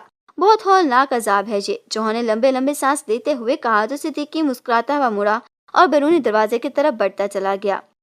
मुझे रस्सियों से निजात दिलाओ, वरना मैं यहाँ बैठे बैठे मर जाऊंगा, जौहर ने यकलक चीखते हुए कहा। लेकिन सिद्दीकी को जवाब दिए बगैर बाहर मुड़ गया। बाहर उसके साथी मौजूद थे। क्या हुआ? नुमानी ने मुड़कर पूछा। मालूमात मिल गई हैं, अब इन मामला से क्या फ़ायदा उठाया जा सकता है, ये सोचना हमारा काम है। अलबत्ता इस जौहर को हलाक कर दो। मेरे पास असला नहीं था, सिद्दीकी ने कहा। तो नुमानी सर हिलाता हुआ दरवाजे की तरफ बढ़ गया। इसके हाथ में मशीन गनें थी, और चंद लम्हों बाद कमरे में थरथराहट की आवाज़ के साथ ही जौहर की अधूरी चीख सुनाई दी, और फिर खामोशी तारी हो गई थी। करोना कॉलोनी के अगली तरफ कुदरती क्रैक के करीब फ्लेमिंग एक चट्टान की ओट में इस तरह बैठा हुआ था, और वो क्रैक में जाने और वहां से आने वाले सब अफराद को आसानी से देख सकता था। और एयरपोर्ट से एक ग्रुप का ताकुब करता हुआ करोना टाउन आ रहा था कि उसकी जेब रास्ते में खराब हो गई थी, लेकिन उसने देख लिया था कि एक और मकामी आदमी भी इस ग्रुप का ताकुब कर रहा है। तो इसने उसे कहकर वो ताकुब जारी रखे, हम आपस में राब्ता रखेंगे। और फिर जीप को ठीक होने के बाद उस मकामी आदमी का ब्रोनो का नाम था से राब्ता किया। तो इस ब्रोनो ने बताया कि ये ग्रुप 2 टैक्सी में सवार होकर करोना कॉलोनी के अगली तरफ पहुंचा है, और फिर क्रैक से अंदर दाखिल होकर गायब हो गया है। तो फ्लेमिंग यहाँ पहुंच गया। ब्रोनो से मुलाकात तो होगी, लेकिन वो ग्रुप गायब था। ब्रोनो ने इसे बताया कि यहाँ इस कॉलोनी में इसके पास पैटर का घर है। लेमोर क्लब के मालिक और मैनेजर पैटर हैं। फिर इस ब्रोनो ने उनके सामने पैटर से सैटेलाइट फोन के जरिए राब्ता करके उसे ग्रुप की आमद के बारे में बताया, लेकिन पैटर ने उन लोगों के अंदर आने के तमाम इम्कानात को मुस्तरद करके उन्हें बाई तलाश करने का कहा। तो ब्रोनो वापस चला गया। फ्लेमिंग ने पूरी कानूनी छान मारी, लेकिन वो इसे ग्रुप या इसका कोई आदमी नजर न आया, और उसके साथ साथ कॉलोनी के किसी कोठी में किसी किस्म के कोई अफरा तफरी वगैरह भी नजर न आई थी। हर तरफ गहरा सकून जारी था। इसलिए आखिरकार थक हार कर वो इस क्रैक की तरफ एक चट्टान की ओट में होकर बैठ गया। इसे यकीन था कि ये लोग बहरहाल इस क्रैक के रास्ते से ही वापस आएंगे, क्योंकि कॉलोनी से जाने का खुफिया रास्ता यही है। यहाँ बैठे बैठे इसे काफ़ी देर हो गई थी। वो अब सोच रहा था कि कहीं ब्रोनो को कोई गलत फहमी तो नहीं हुई। इसे यहाँ वक्त ज़ाया करने की बजाय करोना टाउन जाकर इन्हें तलाश करना चाहिए, लेकिन वो अभी तक इस मामले पर गौर ही कर रहा था कि उसे कुछ फासले से एक ग्रुप एक कोठी की आड़ से निकलकर क्रैक की तरफ बढ़ता हुआ दिखाई दिया। ये ग्रुप 2 औरतों और 4 मर्दों पर मुश्तमिल था। उन्हें देखकर वो बेख्तियार चौंक पड़ा, चूँकि वो इन्हें पहचान गया था। ये वही ग्रुप था जिसके ताक़ुब में आते हुए इसकी जीप खराब हो गई थी और फिर ब्रूनो से राब्ता पे वो यहाँ पहुंचा था और ब्रूनो के बकौल ये ग्रुप यहाँ पहुंचकर गायब हो गया था। और इस वक्त जबकि फ्लेमिंग मायूस होकर वापस जाने को सोच रहा था, वो इसे ग्रुप के नजर आ गया तो भेद मोहतात और चौंकाने नजर आ रहा था। फ्लेमिंग अपनी जगह पर ही रहा, क्योंकि अब वो ओट से बाहर आता तो फौरन इस ग्रुप की नजरों में आ जाता है। जब भी ये ग्रुप क्रैक में दाखिल हुआ तो फ्लेमिंग जल्दी से उठा और चट्टान के ओर से निकलकर उसके पीछे क्रैक में चला गया। वहाँ और लोग भी जा रहे थे, लेकिन ये सब नीचे दर्जे के ज़िम्मे मुलाजिम थे। फ्लेमिंग के जिस्म पर भी आम साली बात था, इसलिए इसे ये खतरा ना था कि ग्रुप के इस बारे में मशकूक हो जाएगा। वैसे भी इस ग्रुप को तो जाहिर है कि अपने ताक़ुब और निगरानी का इल्म ही ना हो सका था। इससे वो इत्मीनान चलता हुआ क्रैक में दाखिल हुआ और फिर वो इनके पीछे चलने लगा, लेकिन उसने दानिश से इतना फैसला रखा था कि इन्हें सब शक ना हो सके। और फिर ये ग्रुप बातें करता हुआ दूसरी तरफ पहुंच गया। इस दौरान इनके दरमियान होने वाली बातचीत को गौर पूरी तरह तो फ्लेमिंग की समझ में नहीं आई थी। अलबत्ता एक बात सुनकर वो चौंक पड़ा था कि इमरान नामी आदमी किसी सफदर नामी आदमी से कह रहा था कि अब सीधे कर्नल रिचर्ड का खात्मा करने चाहेंगे, और इसने कर्नल रिचर्ड का नाम लिया था। इससे वो चौंक पड़ा था। ये ग्रुप बाहर पहुंचने के बाद एक तरफ मौजूद 2 टैक्सियों की तरफ मुड़ा तो फ्लेमिंग वहीं रुक गया। उसने इधर उधर देखा, लेकिन हर तरफ लोगों की आमद दरियाफ्त देखकर वो वापस क्रैक में दाखिल हो गया और चंद लम्हों बाद वो वापस चट्टान की ओट में जाकर बैठ गया, क्योंकि ये जगह इसके नुक्ता नज़र से हर तरह से महफूज थी। उसने जीप से सैटेलाइट फ़ोन निकाला और तेज़ी से उसके नंबर प्रेस करने शुरू कर दिए। जैसे राब्ता होते ही मर्दाना आवाज़ सुनाई दी तो फ्लेमिंग आवाज़ से ही पहचान लिया कि बोलने वाला कर्नल रिचर्ड है। मैं फ्लेमिंग बोल रहा हूँ जनाब, कर्नल रिचर्ड ने कहा। क्या हुआ, कोई खास बात है? दूसरी तरफ से चौंक कर कहा गया। यह सर, ये ग्रुप 2 औरतों और 4 मर्दों पर मुश्तमिल है। कर्नल कॉलोनी की किसी कोठी में ये मौजूद था। मेरा शक है कि पैटर हाउस में रहा था, लेकिन वो इसी कोठी के आवार से ही निकलकर अगबी क्रैक की तरफ आ रहे थे। फ्लेमिंग ने कहा। वह नहीं हो सकते वो, क्योंकि मेरी अभी थोड़ी देर पहले पैटर से बात हुई है। बहरहाल अब वो कहाँ है? कर्नल रिचर्ड ने कहा। सर, मैंने उनके पीछे चलते हुए इनकी गुफ्तगू सुनी है। वो आपकी रिहाइशगाह पर पहुंचने की बात कर रहे हैं। फ्लेमिंग ने कहा। ये क्या कह रहे हो? ये कैसे मुमकिन है? उन्हें कैसे मालूम हो गया कि मेरी रिहाइशगाह कहाँ है? कर्नल रिचर्ड ने तेज़ और सख्त लहजे में जवाब देते हुए कहा। सर, मैंने उनके मुंह से ग्रीन हिल्स का कॉलोनी और कोठी नंबर 112 की आवाज़ सुने हैं। फ्लेमिंग ने कहा। Oh very bad. इसका मतलब है कि ये बात इन्होंने पैटर से मालूम कर ली, क्योंकि पैटर के अलावा और किसी को इस बारे में इल्म ना था और पैटर ने इस रिहाइशगाह का बंदोबस्त किया था। पैटर ने यकीनन गद्दारी की है। मैं इसकी सख्त सजा दूंगा। इसे फ़ौरन दी जानी चाहिए। तुम्हारे पास मेगा बुक्स बम तो होगा? कर्नल ने रिचर्ड को चीखते हुए कहा। यस सर है। वो तो मैं इस हर वक्त अपने साथ रखता हूँ ताकि इमरजेंसी का डील किया जा सके। फ्लेमिंग ने जवाब देते हुए कहा। उसको जाकर पैटर की रिहाइशगाह पर इस्तेमाल करो और फिर वहाँ मौजूद सब अफराद का खात्मा करके इस पैटर को बांध कर होश में लिया और इसे पूछगिछ करो कि इसने क्यों हमारे साथ गद्दारी की, और फिर इसे गोली मार देना ताकि इसे गद्दारी की सजा फौरी मिल जाए। कर्नल रिचर्ड ने घबराते हुए कहा। यह सिर्फ हुक्म की तामील होगी। अब इन 6 अफराद का नोटिस लें, वो यकीनन सीधे आपकी तरफ आएंगे। फ्लेमिंग ने कहा। इनकी फिक्र न करो, इनसे मैं निपट लूंगा। कर्नल रिचर्ड ने कहा और उसके साथ ही राब्ता खत्म हो गया। तो फ्लेमिंग ने फ़ोन ऑफ करके जेब में डाला और फिर कोट की अंदरूनी जेब में से उसने एक छोटा सा सुर्ख रंग का कैप्सूल निकाले। ये इंतहाई जोरदार असर बेहोश कर देने वाली गैस का खसूसी कैप्सूल था। इमरजेंसी में उसे फायर किया जाता था। इसका असर वसी एरिया में और इंतहाई फौरी होता था, लेकिन चंद सेकंड के बाद इसका असर फिजा में खत्म हो जाता था। इसे इस्तेमाल करने वाला सिर्फ चंद सेकंड के लिए सांस रोककर इसे आसानी से इस्तेमाल कर सकता था और अपने आप को खतरे सिचुएशन से महफूज रख सकता था। उसने कैप्सूल को बाहर वाली जेब में डाला और फिर तेज तेज कदम उठाता वो कोठी की तरफ बढ़ गया जिसे पैटर की रिहाइश का बताया गया था। उसे जाकर कॉल बेल का बटन प्रेस किया, लेकिन जब काफी देर हो गई तो जवाब न आया। तो इसने ऐसे ही छोटे फाटक को दबाया तो वो ये देखकर चौंक पड़ा कि फाटक अंदर से बंद न था, बल्कि वैसे ही बंद किया गया था। इसका अंदर झांकना और जब इसे कोई आदमी नजर न आया तो वो अंदर दाखिल हो गया। इसकी छठी हिस्स बता रही थी कि कोठी खाली है, लेकिन इसके बावजूद उसने जीप से मेगा बम निकाल लिया था। और फिर जैसे ही वो फाटक के करीब कमरों की तरफ बढ़ा तो वो ये देखकर बेइख्तियार चौंक पड़ा था कि दोनों कमरों में लाशें पड़ी हुई हैं। और फिर उसने पूरी कोठी चेक कर ली थी। अंदर लाशें मौजूद थीं, अलबत्ता एक कमरे में इसने पैटर की लाश देखी। इसके दोनों नथने कटे हुए थे, इसकी शारक भी कटी हुई थी और चेहरे पर शदीद तरीन तकलीफ के साथ भी मंजमद नजर आ रहे थे। वो चूंकि पैटर को जितना जानता था, इससे वो समझ गया कि इस ग्रुप ने यहाँ पैटर के मुलाजमिन और गार्ड को हला करके पैटर पर तशद्दुद करके उससे मालूमात हासिल की और फिर वो लोग वापस चले गए। इसने एक बार फिर जेब से सैटेलाइट फोन निकाला और उस पर नंबर प्रेस करने शुरू कर दिया। यस, चंद लम्हों बाद कर्नल रिचर्ड की आवाज़ सुनाई दी। फ्लेमिंग बोल रहा हूँ। फ्लेमिंग ने मौदूबाना लहजे में कहा। मेरे अहकामात की तकमील कर दी गई है या नहीं? कर्नल रिचर्ड ने पूछा। सर, पैटर इसके मुलाजमिन को यहाँ पहले ही हलाक कर दिया गया है। फ्लेमिंग ने जवाब देते हुए कहा। पहले ही? क्या मतलब? कर्नल रिचर्ड ने तेज लहजे में पूछा। जनाब, मेरा मतलब है कि इस पाकिस्तानी ग्रुप ने इन्हें हलाक किया है, फ्लेमिंग ने कहा, और इसके साथ ही उसने कोठी के अंदर जाने और वहाँ नजर आने वाली तमाम सूरत हाल पूरी तफसील से बता दी। Oh very bad. ठीक है, अब पैटर का इंतकाम भी इस ग्रुप से ही लिया जाएगा। तुम वापस अपने पॉइंट पर जाकर वो रिपोर्ट करो, कर्नल रिचर्ड ने कहा, और उसके साथ ही राब्ता खत्म हो गया। तो फ्लेमिंग ने बेइख्तियार एक तवील सांस लेते हुए फ़ोन ऑफ करके जेब में डाला और फिर बैरूनी दरवाजे की तरफ मुड़ गया। इमरान अपने साथियों समेत करोना कॉलोनी के अकब में मौजूद इन 2 टैक्सियों तक पहुंच गया। जब वो वहां पहुंचे और इमरान ने टैक्सी ड्राइवरों को क्रैक के दूसरी तरफ रुककर उनके वापसी का इंतजार करने को कहा था, वो दोनों टैक्सियां वाकई वहां मौजूद थीं। इमरान और उनके साथी पहले की तरह दोबारा टैक्सी में बैठ गए। अब कहाँ जाना है जनाब? ड्राइवर ने साइड सीट पर मौजूद इमरान से मुखातिब होकर कहा। लिफोर्टिस क्लब ले चलो, इमरान ने कहा तो ड्राइवर ने अस्पात में सर हिला दिया और फिर तकरीबन 1 घंटे की मुसलसल ड्राइविंग के बाद वो एक 2 मंजिला इमारत के सामने पहुंच गए। इमारत के बाहर जहाजी साइज का न्यून साइज साइन लगा मौजूद था जिस पर लिफोर्टिस क्लब के अल्फाज जल बुझ रहे थे। इमरान ने टैक्सियां वहीं रुकवा दी और दोनों ड्राइवरों को किराए के साथ मजीद रकम देकर उन्हें वापस भिजवा दिया। इमरान साहिब, ये आप कहाँ आ गए हैं? हमने तो कर्नल रचर्ड की रिहाइश गाह पर जाना था, सफदर ने कहा। कर्नल रचर्ड कोई बदमाश नहीं है बल्कि सीक्रेट एजेंसी का आदमी है और इसके तरबियत याफ्ता एजेंट यहाँ मौजूद है।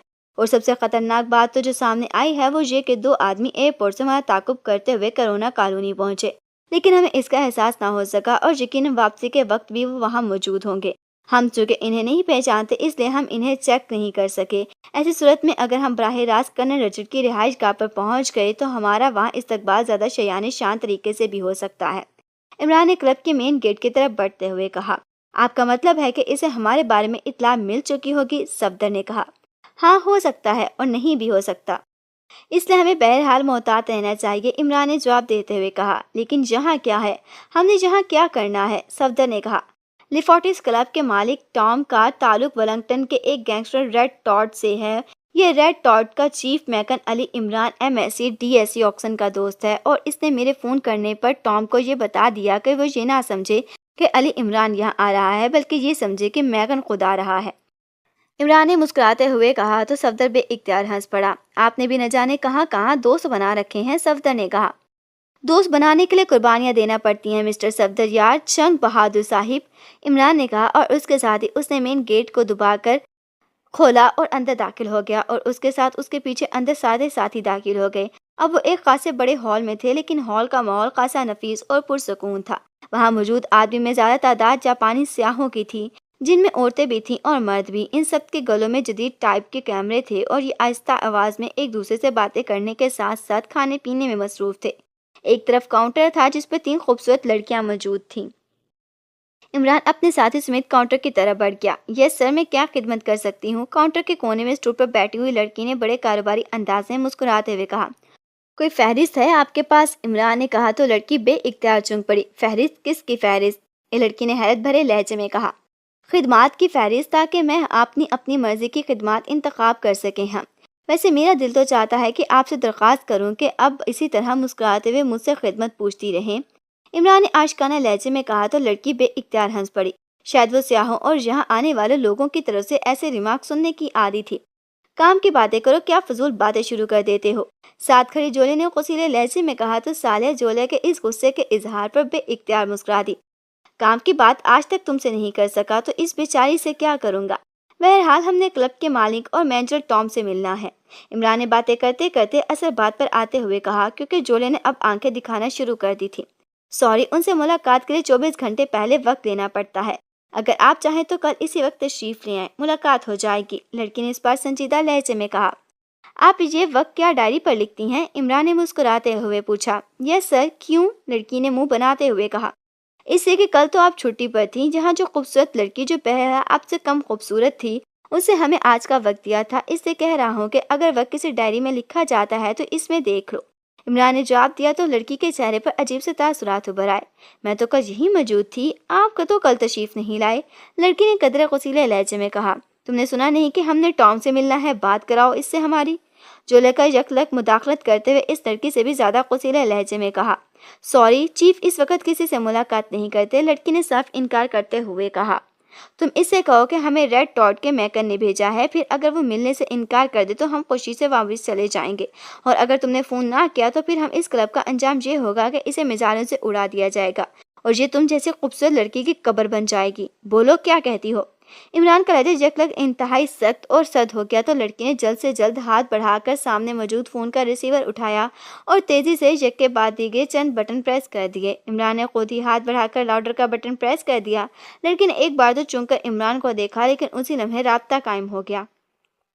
काउंटर से एमली बोल रही हूँ सर, एक खातून जो स्विस नजाद हैं और एक खातून और 4 मर्द साहिबान जो पाकिस्तानी हैं यहाँ काउंटर पर मौजूद हैं।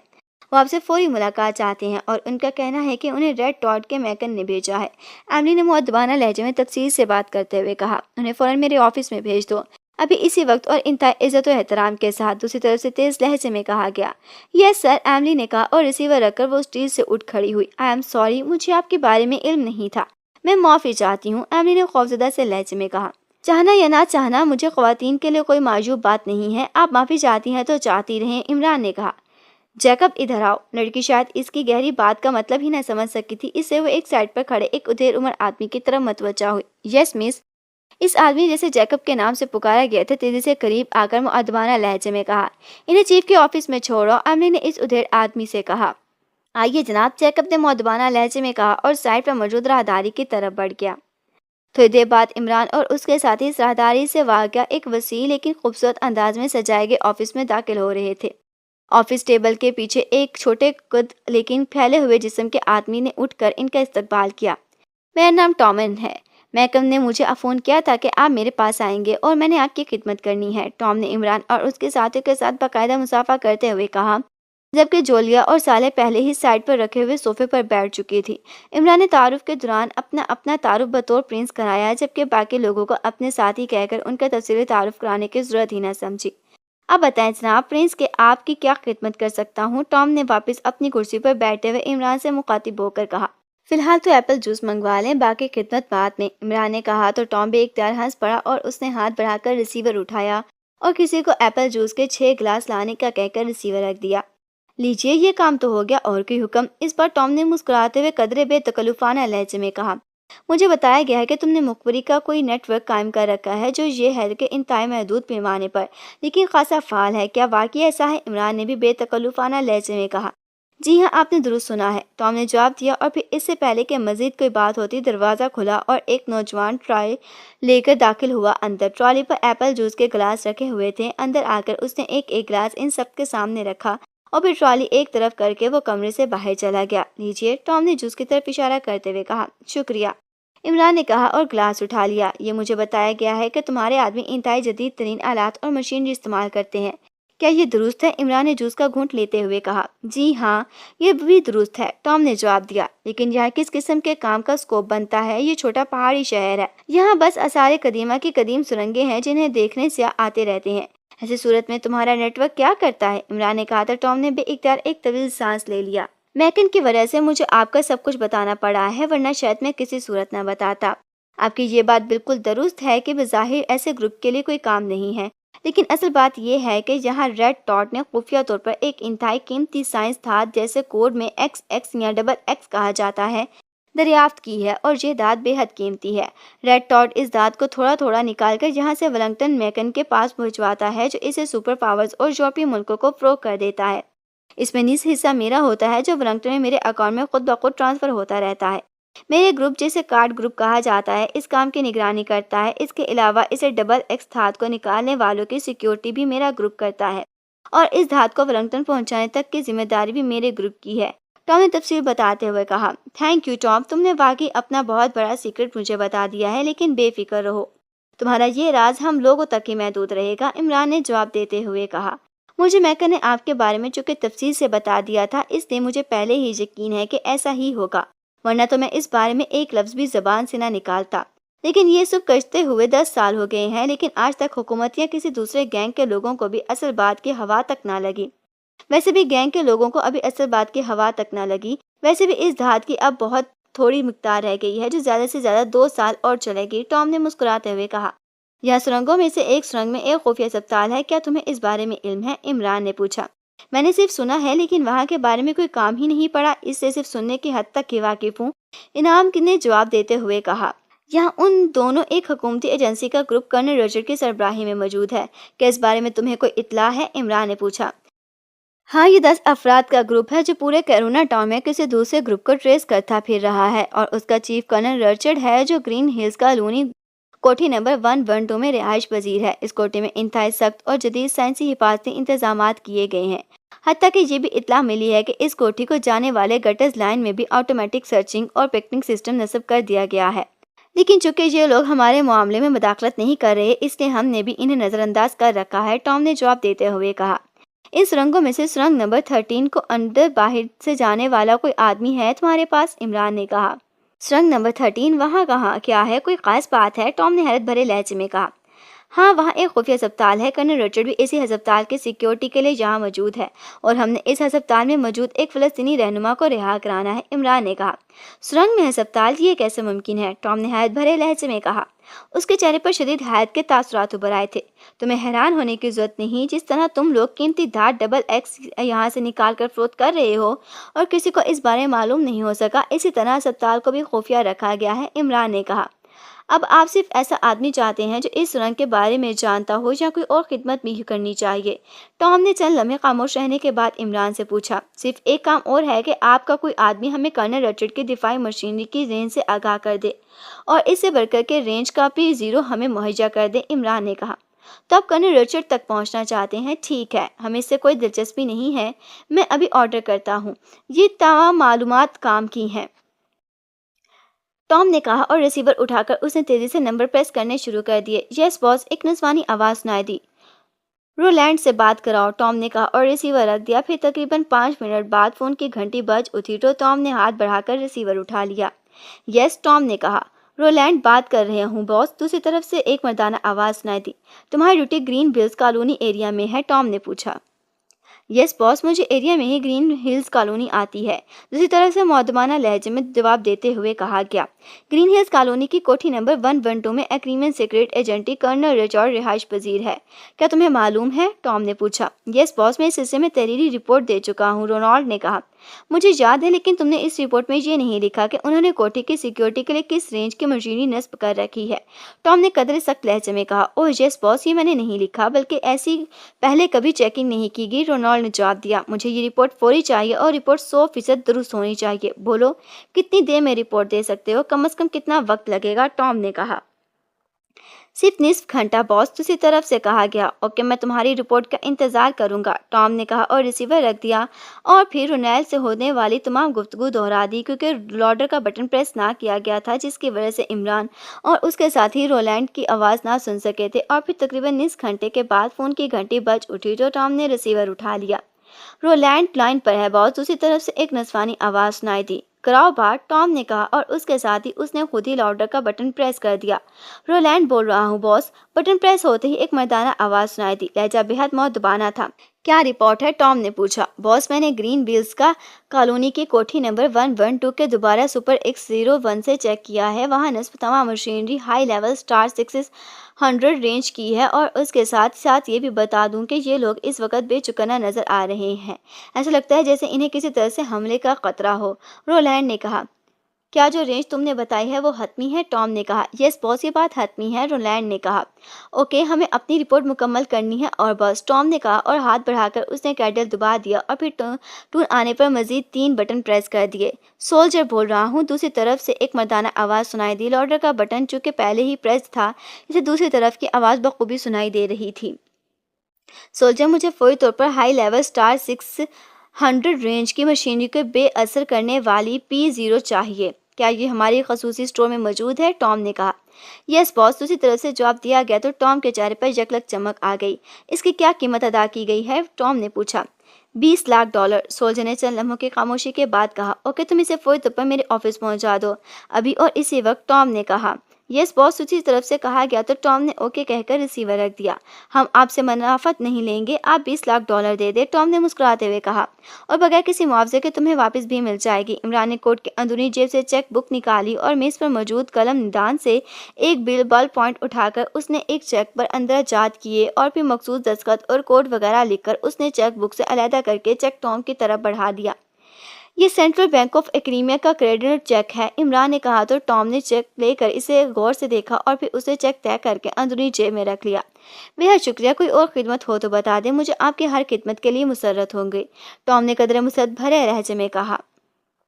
وہ اس آدمی کی بات رہ گئی جو اس رنگ نمبر 13 کے بارے میں اچھی طرح جانتا ہو، عمران نے کہا۔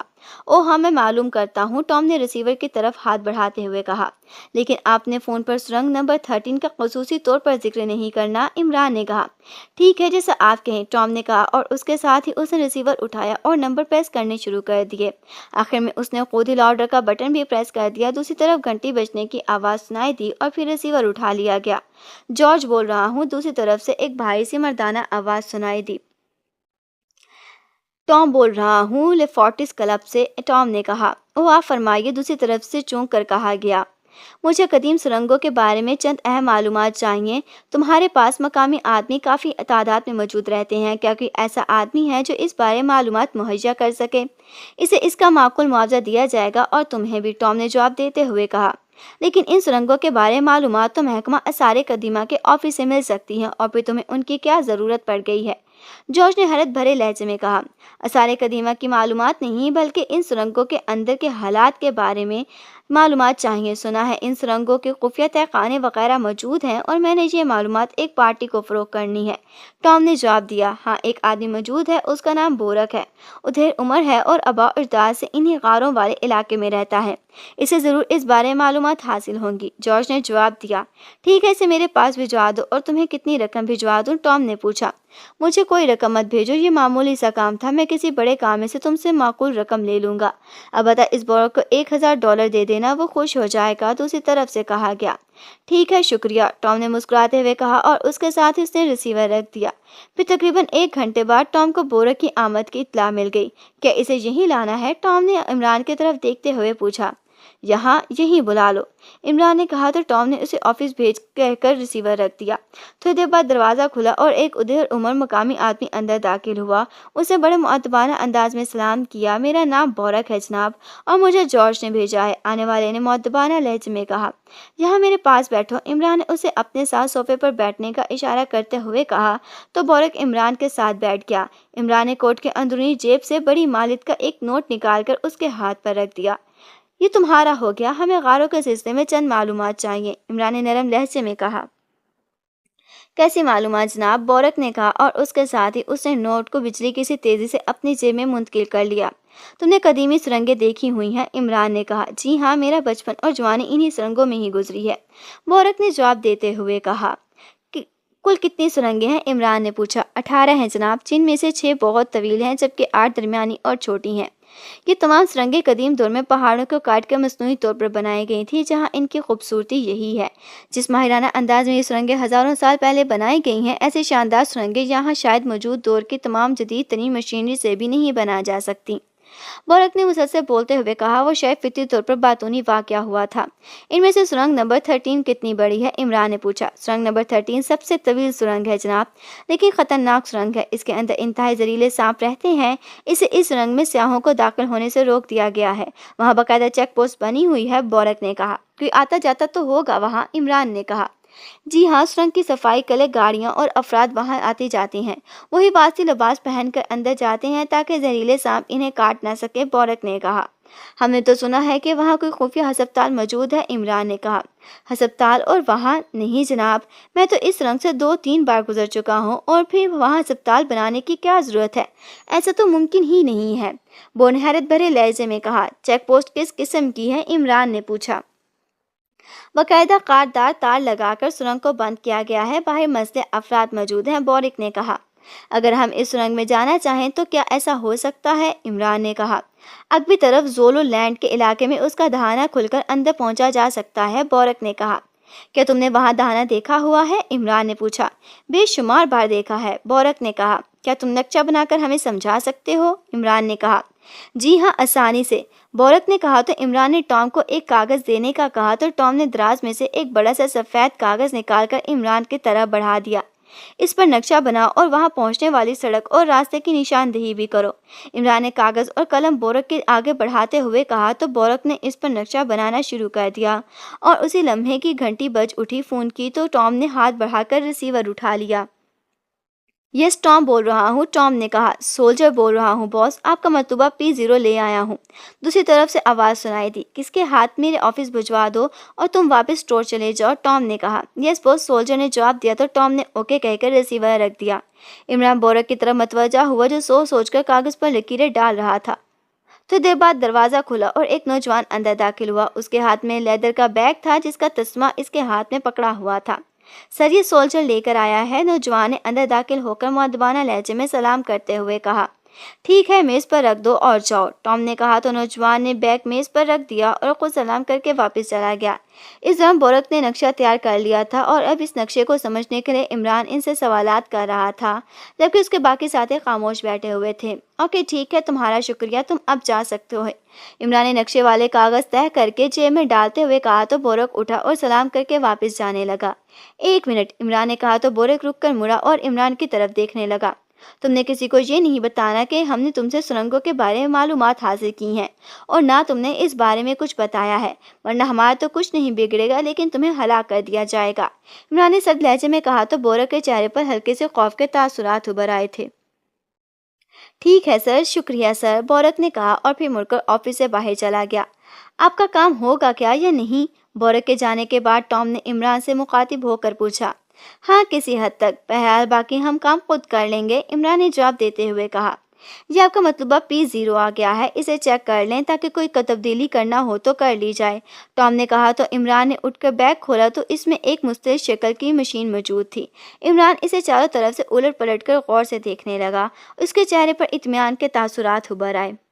اس نے مشین کو واپس بیگ میں رکھ کر اس کی زپ بند کر دی۔ ٹھیک ہے، شکریہ، تمہارے کلب سے باہر جانے کا کوئی خفیہ راستہ بھی ہے یا نہیں؟ عمران نے کہا۔ ہاں ہے، کیوں؟ ٹام نے چونک کر پوچھا۔ ایک اور کاغذ اور بال پین مجھے دو، مجھے تھوڑا سا سامان چاہیے، وہ منگوا دو اور اس کے ساتھ ہی ایک خالی کمرے کا انتظام کر دو، اور آخری بات یہ کہ ہم خاموشی سے چلے جائیں گے، ہماری تمہاری ملاقات بعد میں ہوگی اور یہ P0 بھی تمہیں واپس کر دیا جائے گا، عمران نے کہا۔ سب انتظامات ہو جائیں گے، آپ بے فکر رہیں، ٹام نے مسرت بھرے لہجے میں کہا، کیونکہ $20 لاکھ کی مشین کی نقد قیمت وصول کر لینے کے بعد اگر مشین دوبارہ مل جاتی تو ظاہر ہے کہ یہ اس کے لیے خوشی کا باعث ہوتی۔ اس کے ساتھ ہی ہم اپنی ویڈیو کا اختتام کرتے ہیں، لیکن ذرا رکیں، دلچسپ بات یہ ہے کہ عمران نے ایک پین اور کاغذ کیوں مانگا، اور کیا یہ لوگ اس سرنگ تک پہنچ پائیں گے اور اپنے مشن میں کامیاب ہو پائیں گے؟ اس راز کو جاننے کے لیے جڑے رہیں۔